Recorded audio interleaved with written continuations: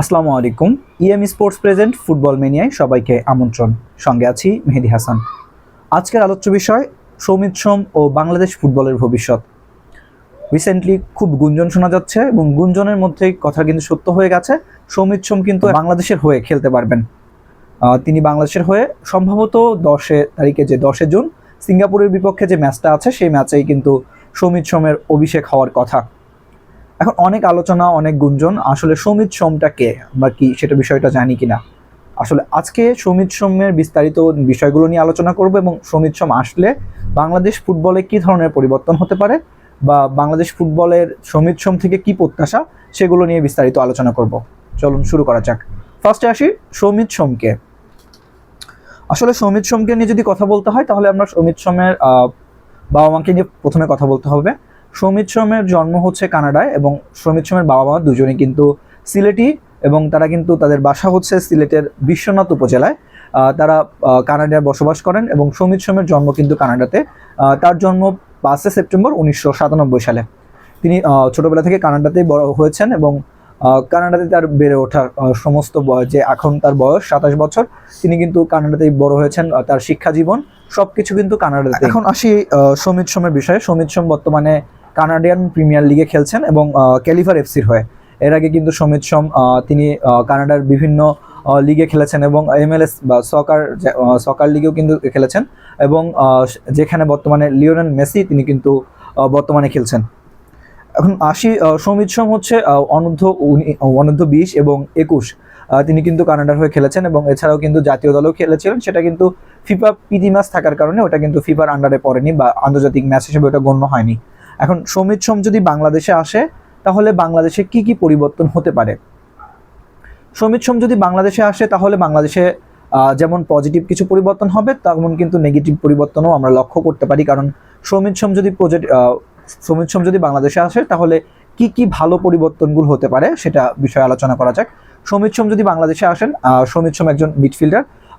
যেহেতু আমাদের আগে হামজা চৌধুরী বাংলাদেশের হয়ে তিনি ভারতের বিপক্ষে ম্যাচ খেলেছেন এবং সৌমিত সোম যদি এখন বাংলাদেশের হয়ে খেলে তাহলে কিন্তু বাংলাদেশের মিডফিল্ডটা আরও ভালো হয়ে যাবে এবং সেক্ষেত্রে অ্যাটাকিং বলেন, মিডফিল্ড আবার ডিফেন্সিভের ক্ষেত্রেও কিন্তু সহজ হয়ে যাবে। কারণ মিডফিল্ডে যদি দুজন ভালো পেশাদার লিগের খেলোয়াড় থাকে, সৌমিত সোম, হামজা চৌধুরী, তাদের বন্ডিং যদি ভালো হয় এবং অবশ্যই তাহলে বাংলাদেশ ভালো রেজাল্ট করতে পারবে যে কোনো দলের বিপক্ষে। এবং এছাড়াও কিন্তু বাংলাদেশ ফুটবলের যে মার্কেট ভ্যালু আছে ফুটবল টিমের, সেই মার্কেট ভ্যালুতেও কিন্তু ইফেক্ট পড়বে। এখন সৌমিত সোম যদি বাংলাদেশে আসেন, জয়েন করলে কিন্তু বাংলাদেশের মার্কেট ভ্যালু 8.62 মিলিয়ন মার্কিন ডলারে পরিণত হবে, যেটা কিন্তু আমাদের পার্শ্ববর্তী দেশ ভারতের তুলনায় কিন্তু অনেক বেশি।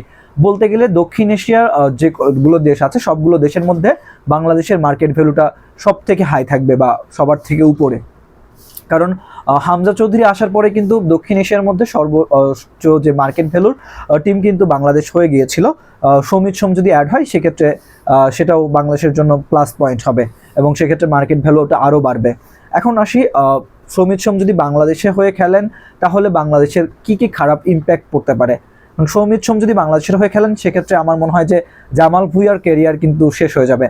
কারণ জামাল ভুঁইয়াও তিনি একজন মিডফিল্ডার এবং আমরা দেখতে পাচ্ছি যে জামাল ভুঁইয়া কিন্তু অন অ্যান্ড অফ, তিনি কিন্তু প্রত্যেক ম্যাচে সুযোগ পাচ্ছেন না। হয়তো প্রথমার্ধে বা স্টার্টিং করলে তাকে সেকেন্ড হাফের আগে উঠিয়ে নেওয়া হচ্ছে।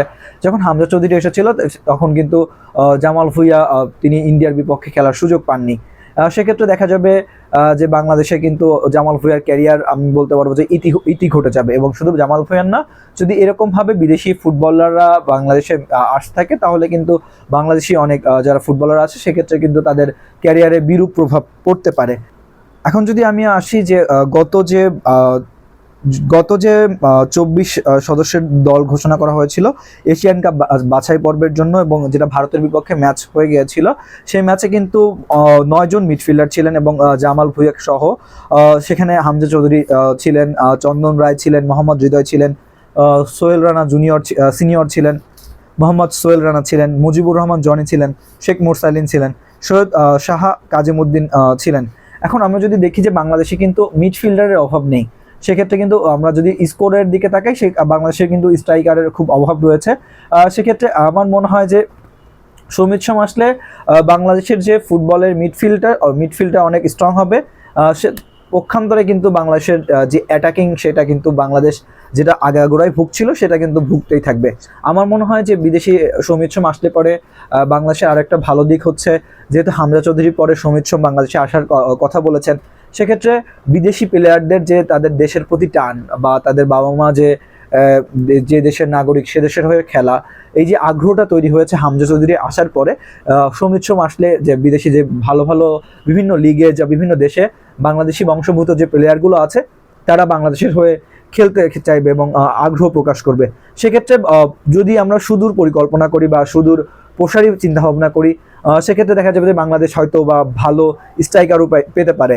এরকম সৌমিত সোম বা হামজা চৌধুরীর মতো যদি ভালো খেলোয়াড়রা বাংলাদেশের ফুটবল দলে ইনক্লুশন হয়, সেক্ষেত্রে আরেকটা কথা হচ্ছে সৌমিত সোম যদি বাংলাদেশে আসে, বাংলাদেশের আসলে পরবর্তী নেক্সট স্টেপগুলো কি হতে পারে। এশিয়ান চ্যাম্পিয়নশিপ বাছাই পর্ব আছে, সেখানে বাংলাদেশের সবাই সমীহর চোখে দেখবে। আগে যেমন সিঙ্গাপুর বলেন বা আদার্স যে কান্ট্রিগুলো ছিল, তারা কিন্তু তাদের সাথে বাংলাদেশ কিন্তু তো ভালো ফাইটিং করতে পারতো না। কিন্তু সৌমিত সোম বা হামজা চৌধুরী যখন বাংলাদেশের হয়ে খেলেন, তখন কিন্তু অবশ্যই প্রতিপক্ষের দলের কিন্তু একটা প্রেশার কাজ করবে যে না, এখানে ইন্টারন্যাশনাল বা ইউরোপিয়ান স্টাইলে যারা খেলে সেরকম প্লেয়ার কিন্তু এখানে ইনক্লুশন আছে। সর্বশেষ বলতে চাই যে সৌমিত সোম যদি বাংলাদেশে আসে, আমার মনে হয় যে বাংলাদেশের জন্য ফুটবলের জন্যই ভালো, এবং আশা করব যে 10 জুন যে সিঙ্গাপুরের বিপক্ষে যে ম্যাচগুলো আছে সেই ম্যাচে কিন্তু সৌমিত সোমের অভিষেক হবে এবং সৌমিত সোম ভালো পারফরমেন্স করতে পারবেন। এখন সৌমিত সোমের যদি আমরা ক্যারিয়ার নিয়ে চিন্তা করি, তাহলে আমরা দেখব যে সৌমিত সোম কিন্তু বিভিন্ন লিগে কানাডার প্রিমিয়ার লিগে খেলে থাকেন এবং তিনি কিন্তু তার স্কোরিং জোনটা কিন্তু অত বেশি ভালো না, এবং হয়তোবা তিনি পুরো সিজনে অত ভালো বেশি গোল করতে পারেন। তিনি যেহেতু মিডফিল্ডারের কাজ হচ্ছে খেলা মেকিং করা, সেক্ষেত্রে আমার মনে হয় যে বর্তমানে যে তিনি ক্যালিভার এফসির বিপক্ষে যে খেলছেন, এবং ক্যালিভার এফসির বিপক্ষে কিন্তু গতবার চ্যাম্পিয়ন হওয়ার পিছনে কিন্তু সৌমিত সোমের একটা বড় ভূমিকা ছিল। সো আমার মনে হয় যে যদি সৌমিত সোম তার পারফরমেন্সগুলো ধরে রাখতে পারে, তাহলে ইনশাল্লাহ ভালো কিছু আশা করবে বাংলাদেশের ফুটবল প্রেমীরা। ধন্যবাদ সবাইকে।